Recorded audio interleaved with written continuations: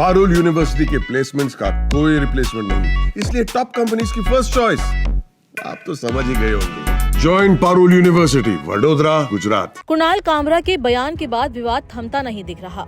विवाद का रिएक्शन ऐसा था कि पहले तो वो क्लब ही ध्वस्त हो गया जहां कुणाल ने कॉमेडी की। फिर इस मामले में उद्धव से लेकर फडणवीस तक बोले। किसी ने कहा कि गद्दार को गद्दार ही कहते हैं, तो कोई बोला सांप के पूंछ पर पैर नहीं रखना था। मामला इतना उछला कि विधानसभा तक पहुंच गया।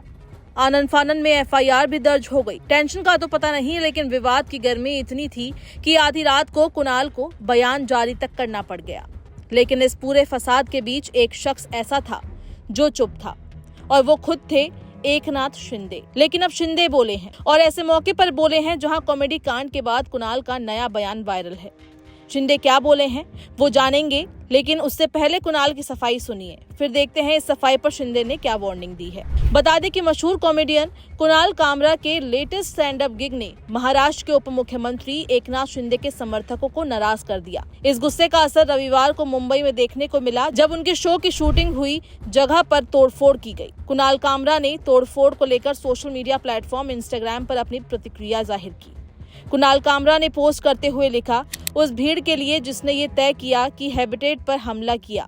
मनोरंजन स्थल केवल एक मंच है, सभी प्रकार के शो के लिए ये एक स्थान है। हैबिटेट या कोई अन्य स्थल मेरी कॉमेडी के लिए जिम्मेदार नहीं है, ना ही उसके पास इस बात पर कोई शक्ति या नियंत्रण है कि मैं क्या कहता हूँ या क्या करता हूँ।